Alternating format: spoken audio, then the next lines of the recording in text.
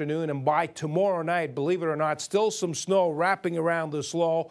So again, possibly as much as 20 centimeters for Montreal, less in the townships, could be more up north. 8 p.m. tonight, snowy and windy, temperature -1 and with the wind -12. 8 a.m. snow mixing with rain, a temperature of +1, and by noon, you might need the galoshes, the rain mixing with snow. The winds will be a problem as well. It'll feel like -9. Montreal's 5-day forecast.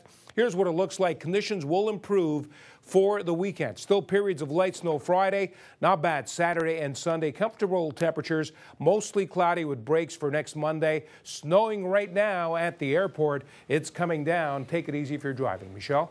Thank you, Frank. Dozens and dozens of young Montrealers showed up at a downtown music store today. Now, the attraction wasn't a new rock star, rather a middle-aged filmmaker, Spike Lee. Our Kim Brunhuber has been following Lee all day long, and he joins us now live from Concordia University. Kim. Well, Spike Lee first came to Montreal as a 10-year-old for Expo 67. Now, some 40 years later, he talked to Concordia students, giving an entertaining and profanity-laced talk. Now, one of the many things he talked about was the greatness and dominance of American cultural products, which helped bring him to prominence, but which might be detrimental to African-Canadian artists, as we found out this afternoon at his autograph signing. The lineup goes around the corner. Dozens and dozens of young Montrealers eager to meet a middle-aged American on his Canadian stopover. But it wasn't Barack Obama. It's like meeting one of your idols. This is my hero right here. His art, his work from the first film to the last film, he speaks for me. He speaks for the colored man, the brother man, all right? Huh? Spike Lee's in Montreal to promote his latest film, which is exactly why Rodney Salnave is here, to present Spike Lee with his screenplay. But the chances of Rodney being the next Canadian Spike Lee seem minimal. Most of these film buffs can't name a single black producer, director, or actor. Not at all, no. And on the political front, millions of Canadians are anxiously awaiting Obama's Canadian visit. I don't think that we could really measure the inspiration that's going to give the young black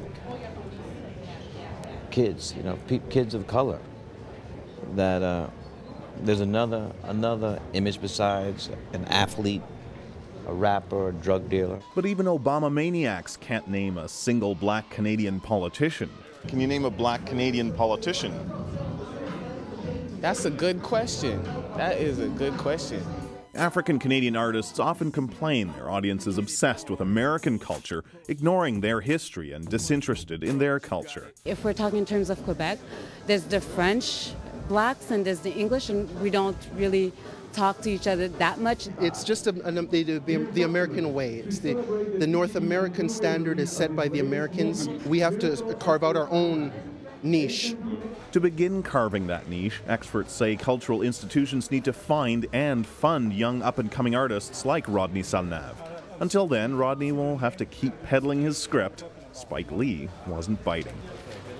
So, Kim, you were mentioning that Spike Lee was actually is right now to students at Concordia. What is he telling them? Well, I think it just wrapped up now as we're speaking, in fact. He talks about a variety of things, everything from filmmaking to gangster rap. Now, he's been known as an angry, sometimes fiery speaker, but today his speech was more inspirational than controversial. All right. What did I get out of it? That we need to keep moving forward, not just as black people, white people, but everyone in general just needs to keep moving forward, and we need to stay positive. And yeah, the hard times that everyone's going through, so we have to be even stronger and just give it 110% instead of your regular 90, 80. I think it was really interesting because he told Concordia students basically that, you know, you really had to choose a job, or that's what I took out most of it, that, you know, you'd be happy doing when you wake up every morning, and that he did not succumb to the pressures around him and actually really did what he wanted to do. Now, one thing I thought was interesting, he lavished praise on Barack Obama, saying it was obviously a historical moment, but he warned students not to drink the Kool-Aid that we're living in a post-racial society, that we have lots more things to do, and in his words, don't believe the hype that everything's okay. Michelle? All right, Kim Brunhuber reporting live at Concordia tonight.